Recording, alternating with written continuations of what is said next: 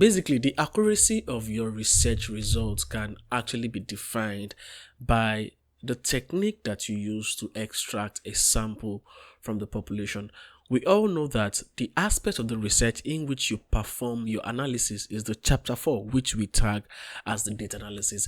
And how accurate your analysis is all bent on how much you can extract the right amount of sample or the perfect representation of sample from the population, because you are going to be using the concept of statistical inference in your data analysis when it comes to research. So this simply implies that there are several sampling techniques out there that you can use in order for you to extract the right amount of sample from your population. And that is the reason why I am making this video, because in today's video I'll be taking my time to talk about the type of sampling techniques that we have in statistics that can aid your research, your statistical analysis, and data analysis in general.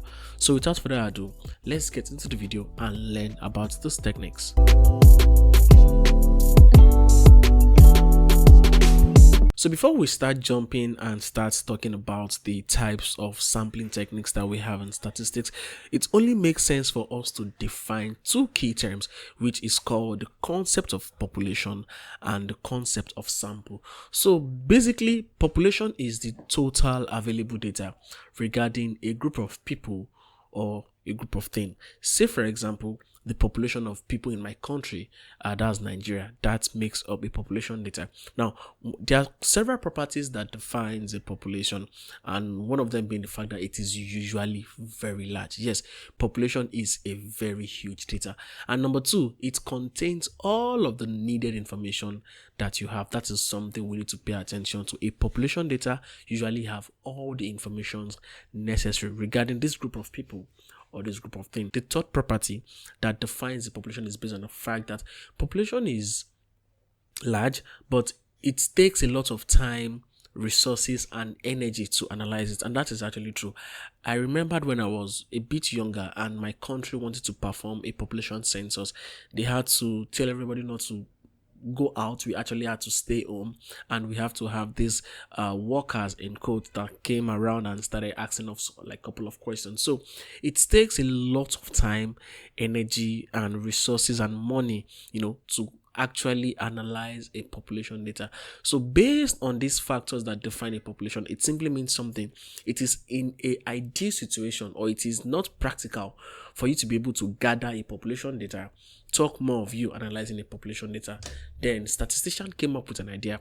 Why not extract a fraction of a population? So that is where the concept of sample comes into the picture. So basically, a sample is a fraction or a subset of a population. Now, when you sample, you have just one goal, and that is the fact that you want to take a sample that is a representation or a perfect representation of the population. So I will still go back to the example of my country. We have over 200 million people in Nigeria. That is a population data. But if we focus on a particular state, let's say Lagos State or Abuja. So Lagos is the sample and Nigeria as a whole is the population. The population of Africa is the population data, and a country like Ghana or Nigeria is the sample data. So I hope that makes sense. A sample is just a fraction, a subset, or an extract of a population. Now, for you to be able to perform analysis with a sample data that has been extracted from a population data, the main key, the main information that you have to pay attention to is based on the fact that the sample needs to be a very good representation or a perfect representation of the population. So that simply means that if I have a population of, let me say, 10,000 people, and you are extracting a sample of 3,000 or 5,000, how sure are you that 3,000 is the right sample or 5,000 is the right sample for you to be able to use that sample to perform inference? Because when extracting a sample from the population, you want to strike a balance. You want a sample that is not as large as the population, at the same time a sample that is small and is also a good representation of the population. So this is where the concept of sampling techniques comes into the picture. These are techniques, these are structures that helps us to extract the right amount of sample from the population. But then you can now ask this question: why exactly do we sample in statistics? And the single answer to that is estimation. Now let's go back to the example I mentioned previously. The population have every bit of information that you need regarding your analysis. Now, any piece of information or any detail that defines a population, we call that detail a parameter. So details like the population size, we have the population mean, we have the population variance, we have the population proportion, we have the population standard deviation, just to mention a few. All of these are details that defines a population, and we are interested in these values. We are interested in this information, but we can't get them directly from the population. But we can extract a sample and use the sample to make inference on the population. That now leads us to any detail that defines a sample. Now, any detail that defines a sample is known as a statistic. So it should not be mistaken with statistics. So statistics is a branch of mathematics that deals with how we analyze data, but statistic itself, no S, is any detail that defines a sample. So we have details like the sample size, we have the sample mean, we have the sample variance, we have the sample standard deviation, we have the sample proportion, and so much more. So if you want to estimate the value of the population mean, let's say, so you're going to be using the sample mean as an estimate of the population mean. So that means the value of the population mean can be derived or can be estimated from the value of the sample mean. Now, this is a very huge topic on its own, which I will talk about when it comes to the concept of interval estimation or confidence interval. But this is just me trying to give an idea of how estimation works and why we sample. So now that I've talked about the concept of sample and estimation, okay, it's time for us to talk about the types of sampling techniques that we have in statistics. So basically we have two types of sampling techniques. We have what we call the probabilistic sampling techniques, and we have the non-probabilistic sampling techniques. As the name implies, you can definitely can sense what this techniques is actually all about. So I'm going to be starting with the concept of the non-probabilistic sampling technique, and then I move to the second one, which is the probabilistic sampling technique. So let's start with the non-probabilistic sampling technique. So in this sampling technique, you are not introducing the concept of probability into your steps, into your technique. It simply means that there is this form of bias when you are trying to extract a sample from a population. In fact, it simply means that the members of the population, okay, they don't have equal chance of making it into the sample group, and that is where the concept of the bias comes into the picture. So we have a couple of examples that we can use to define the non-probabilistic sampling techniques, but I'll be mentioning just the basic 4 or 5 of them that are used almost every time, and they are just popular. So we have what we call the convenience sampling, we have the volunteer sampling, we have the purposive or the judgmental sampling, we have the snowball sampling, and we have the quota sampling. Those are 5 types of non-probabilistic sampling that I will be making reference to. So let's start with the first one, and that is the concept of convenience sampling. As the name implies, convenience sampling, it simply means you sampled your population based on how easy it was for you to access the member of the population. So let me use a simple example. You wanted to conduct a survey and you need a sample. So your target audience is probably students in the Faculty of Science, but because of the fact that it's going to be a bit stressful, you just basically went to the Faculty of Science and you shared the questionnaire to students that you had access to. So let me say you stood in front of a lecture theater and you say, hey, I have a questionnaire, fill this for me. So you actually sampled data from the population based on how convenient, based on how easy it is for you to access the member of the population. So when you perform steps like this, we call this the convenience sampling. Now, this sort of sampling has a lot of bias in it because you are not going to be getting the actual response or a perfect response from your sample that defines the population. The second type of non-probabilistic sampling that is quite similar to the convenience sampling is the concept of the volunteer sampling. And in this case, instead of giving the questionnaire to the student based on how easy it was for you to access the member of the population. You actually gave the questionnaires to the students based on those that volunteered, based on those that showed interest in helping you with your research. So let's say people like your friends, your family members, your closed one that knew that or that knows that you are doing a survey or you are doing a research and they just want to help. So they volunteer to help you, like fill in your form and all of those things. And as you can see, this has a lot of bias attached to it, because you would definitely not be able to extract the sample that is a perfect representation of the population. Now, the next type of sampling, or the next type of non-probabilistic sampling, is the concept of the purposive or the judgmental sampling. In this case, it simply means that you are sampling based on your own judgments, based on your own biases, based on something that you want to pay attention to. So basically, let's say that you went to the lecture theater and then you want to extract a sample from the Faculty of Science students, and you just saw couple of your friends out there. So you used your intuition and you'd be like, oh, these friends or this set of people, I think they are good for my research. I think they are good for my survey. And you just share the survey to them.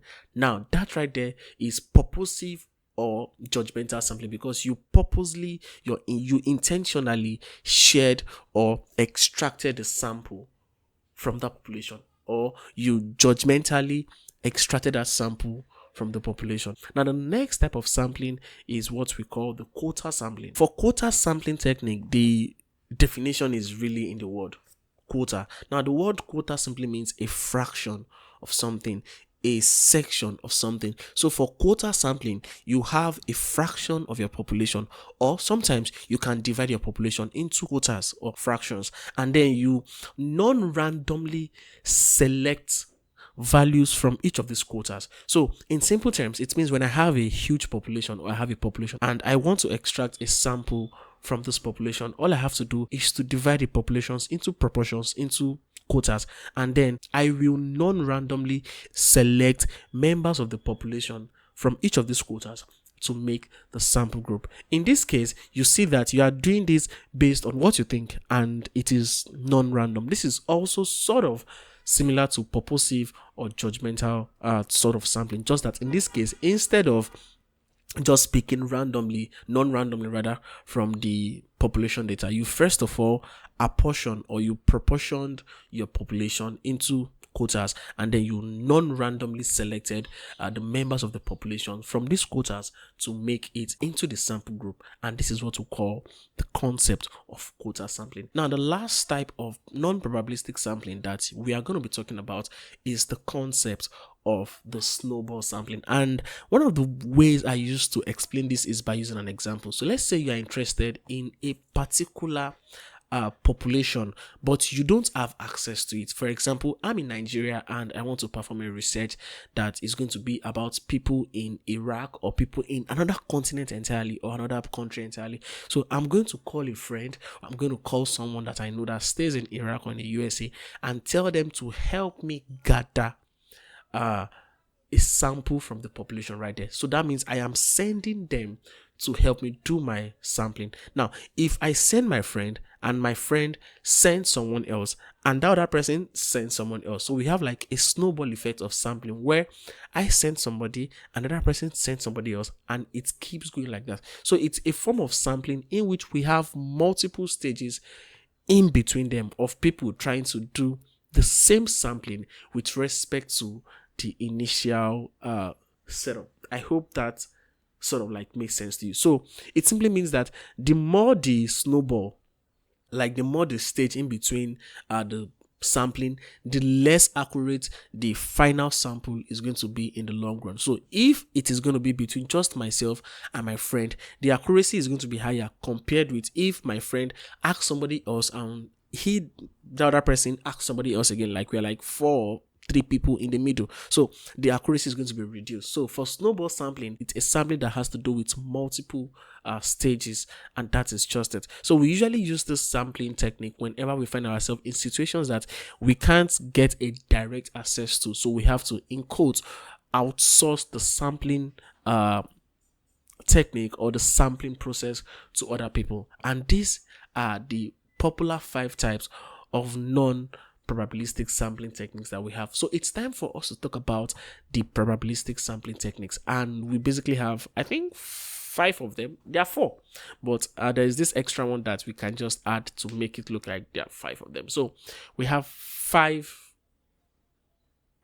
or 4 probabilistic sampling techniques. So let's talk about that. Now, before I try to talk about the types of probabilistic sampling technique that we have, we need to understand the fact that for probabilistic sampling technique, the idea of probability is induced in the sampling technique, and in this case, the bias is reduced, and the members of the population has equal chances of making it into the sample group. So the first type of probabilistic sampling technique that I am going to be talking about is what we call the simple random sampling technique, and it's as simple as it sounds. It simply means that you randomly select every member of the population and they make it to the sample group, in the sense that every member of the population has an equal chance rather of making it from the population down to the sample group. In this case, you are one way or the other reducing the bias that comes with sampling. So how do you do this? So let's say we have a population of 1,000 students, okay, and you want to extract, let's just say, like 300, 400, or 500 or 600 out of this. So you will label every member of the population from 1 to 1,000, and after doing that, you can now use a random number generator or Excel or a lottery system to randomly pick each members of the population to make it into the sample group. So this way, every aspect of the population member has an equal chance of making it into the sample group. Now, one of the things that you have to pay attention to whenever you are trying to use a simple random sampling technique is that you must have access to every member of the population. That is one. And number 2, your population should be finite. It simply means that your population shouldn't be too large. Now, the next type of probabilistic sampling technique that I'm going to be talking about is what we call the systematic sampling technique. And this, as the name implies, means you are sampling your population based on a particular system. So let's go back to the example of having a population of 1,000 students and you want to extract a sample out of this population. So let me say you use a formula, obviously, to get the position in which you want to start sampling from. So you can say, oh, you know what, I want to sample every 5th position population member.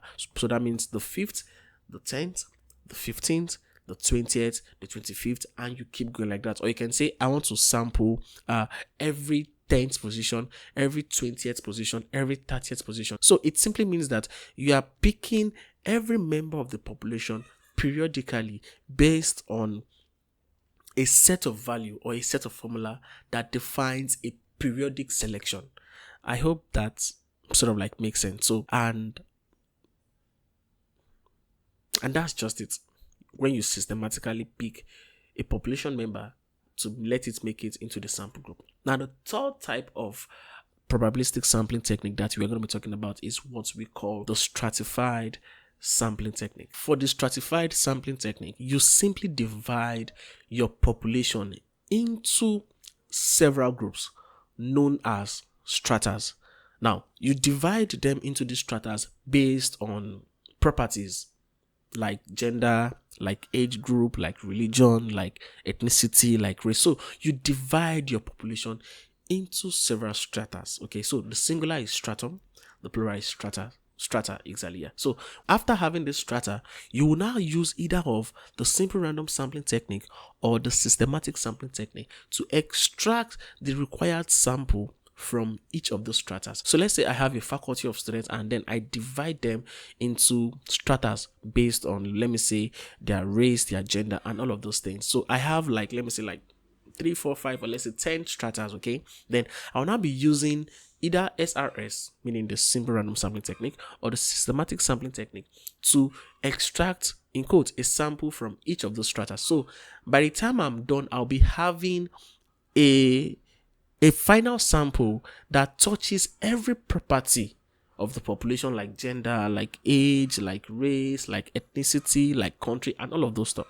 And that is just the concept of the stratified sampling technique. And the last one, not the last one per se, but the last one in quotes, is what we call the cluster sampling. And in this case, you are going to be dividing the population into groups known as clusters. Okay, now we have group 1, we have group 2, group 3, group 4, down to wherever you want to stop. But now each of those group must be based on the same property.